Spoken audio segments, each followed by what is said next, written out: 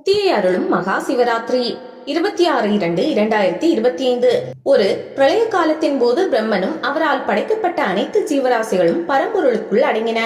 இதையடுத்து அன்றைய இரவு பொழுதில் பார்வதி தேவி சிவபெருமானை நினைத்து பூஜை செய்தாள். அதோடு 4 ஜாமங்களிலும் ஆகம விதிப்படி அர்ச்சனையும் செய்தாள். சூரிய அஸ்தமன நேரம் முதல் மறுநாள் சூரிய உதயம் வரை பார்வதி தேவி பூஜை செய்த காலமே மகா சிவராத்திரி என்று அழைக்கப்படுகிறது. வழிபாட்டின் முடிவில் பார்வதிக்கு காட்சி தந்தார் சிவபெருமான். அவரிடம் பார்வதி தேவி, ஐயனே, சிவராத்திரி தினத்தில் 4 ஜாமம் முழுவதும் தங்களை நினைத்து வழிபடுபவர்களுக்கு சகல சௌபாக்கியங்களும் தந்தருள வேண்டும், மேலும் அவர்களின் வாழ்நாள் இறுதியில் முக்தியையும் அளிக்க வேண்டும் என்றாள். ஈசனும் அதன்படியே பார்வதிக்கு அருள் செய்தார்.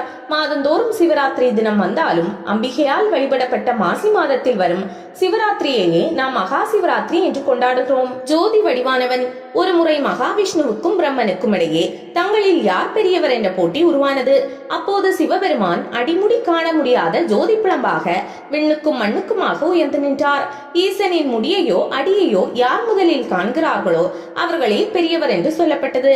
இதையடுத்து அன்னப்பறவை உருவமெடுத்த பிரம்மன் ஈசனின் முடியை தேடியும், வராக வடிவம் எடுத்த மகாவிஷ்ணு பாதாளத்தை தோண்டியபடி ஈசனின் அடியை தேடியும் புறப்பட்டனர்.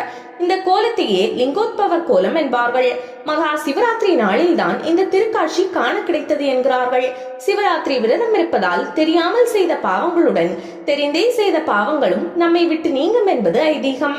சிவராத்திரி விரதத்தை யார் வேண்டுமானாலும் கடைபிடிக்கலாம். இவர்கள் தான் கடைபிடிக்க வேண்டும் என்ற கட்டுப்பாடு எதுவும் கிடையாது. வருடம் முழுவதும் விரதம் மேற்கொள்வது, 100 அஸ்வமேத யாகம் செய்வது, பல முறை கங்கையில் நீராடுவது ஆகியவை கூட ஒரு சிவராத்திரி விரதத்திற்கு ஈடாகாது என்பதை நாம் நினைவில் கொள்ள வேண்டும். அந்த அளவிற்கு மகா சிவராத்திரி விரதம் மகத்துவம் வாய்ந்தது. விரதம் இருப்பது எப்படி? சிவராத்திரிக்கு முன்தினம் ஒருவேளை மட்டும் உணவருந்த வேண்டும். சிவராத்திரி அன்று அதிகாலையில் எழுந்து நீராடி சூரிய உதயத்தின் போது வீட்டில் பூஜையை முடிக்க வேண்டும்.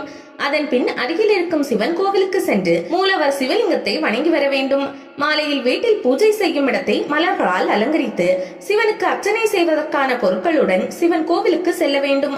அங்கு 4 கால பூஜையிலும் கலந்து கொண்டு சிவபெருமானுக்கு நடைபெறும் அபிஷேகம், அலங்காரங்களை கண்டு கழிக்க வேண்டும். அப்போது இறைவனின் திருநாமத்தை தவிர வேறு எதையும் உச்சரிக்க கூடாது. இரவு முழுவதும் கண் விழித்து இருக்க வேண்டும். ஆலயத்திற்கு சென்றுதான் கண் விழித்து இருக்க வேண்டும் என்று கிடையாது. வீட்டிலும் கூட மகா சிவராத்திரி என்று 4 ஜாமங்களிலும் முறைப்படி பூஜை செய்து ஈசனுக்கு வில்வத்தால் அர்ச்சனை செய்வது உரிய பலனை தரும். இந்த விரதத்தை மேற்கொள்பவர்கள் கோபத்தை கட்டுப்படுத்த வேண்டும். சிந்தையில் அமைதியுடன் சிவபுராணத்தை பாடிக்கொண்டிருக்க வேண்டும். பற்றற்று இருப்பதுடன் பேராசைகளை கைவிட்டு பிறருக்கு தீங்கிழைக்காமல் இருக்க வேண்டும். 5 எழுத்து மந்திரமான சிவாய நம என்ற சொல்லை உச்சரித்து பூஜிக்க வேண்டும். கலச பூஜையுடன் லிங்கத்தை வைத்தும் பூஜை செய்யலாம். பூக்கள் மற்றும் அபிஷேக பொருட்களை கோயில்களுக்கு வாங்கி கொடுப்பதும் நன்மையை அளிக்கும்.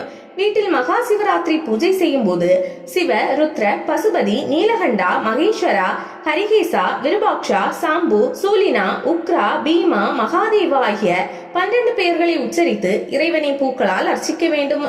கோவிலுக்கு சென்று வழிபடுபவர்கள் ஆலயத்தை வலம் வந்து சிவபெருமானின் மூல மந்திரத்தை 108 முறை பாராயணம் செய்ய வேண்டும். 4 ஜாம பூஜைகளும் முடிந்த பிறகு மறுநாள் காலையில் நீராடி காலையில் செய்யும் காரியங்களையும் உச்சிக்காலத்தில் முடிக்க வேண்டிய காரியங்களையும் அப்போதே முடிக்க வேண்டும். பின்னர் இறைவனுக்கு படைத்த நைவேத்தியங்களை தானம் அளித்து விரதம் இருப்பவர்களும் சாப்பிட்டு விரதத்தை முடிக்க வேண்டும். சிவராத்திரி நாள் முழுவதும் உபவாசம் இருக்க முடியாதவர்கள் ஒவ்வொரு ஜாம பூஜை முடித்த பிறகும் தண்ணீர், பால், பழங்களை உண்ணலாம். பூஜை செய்ய முடியாதவர்கள் 4 ஜாமத்திலும் சிவபுராணம் கேட்டும் சிவ துதிகளை சொல்லியும் சிவன் கோவிலுக்கு சென்று வழிபட்டும் அந்த இரவை கழிக்கலாம். தொடர்ச்சியாக 24 வருடங்களுக்கு சிவராத்திரி விரதம் இருப்பவர்கள் சிவகதி அடைவார்கள் என்பது ஐதீகம். அத்துடன் அவர்களின் 21 தலைமுறைகளும் நற்கதி அடைந்து முக்தி கிடைக்கப் பெறுவது நிச்சயம். சிவராத்திரி விரதத்தால் பலன் பெற்றவர்கள் தன்னை நோக்கி தவமியற்றியதன் பலனாக பார்வதி தேவிக்கு தன்னுடைய உடலில் பாதியை தந்து அர்த்தநாரீஸ்வரராக இறைவன் வடிவெடுத்த தினமே மகா சிவராத்திரி. அர்ஜுனன் தன்னுடைய தவத்தால் சிவபெருமானை பூஜித்து பாசுபதம் என்னும் அஸ்திரத்தை பெற்ற நாள் இதுவே. சிவபெருமானுக்காக எந்த பிரதிபலனும் எதிர்பார்க்காமல் தன்னுடைய கண்களையே கொடுத்த கண்ணப்ப நாயனார் சிவகதி அடைந்ததும் ஒரு சிவராத்திரி நாளில்தான். பகீரதன் என்னும் மன்னன் தன்னுடைய முன்னோர்களின் அக்கதிக்காக ஆகாயத்தில் இருந்து கங்கையை பூமிக்கு கொண்டு வந்ததும் ஒரு சிவராத்திரி வழிபாட்டின் மூலமாக தான். என்றும் 16 என்று சிவபெருமானால் ஆசி பெற்ற மார்க்கண்டேயருக்காக யமதர்மனின் பாசக்கயிற்றை ஈசன் பஸ்வமாக்கியதும் சிவராத்திரி நாளில்தான்.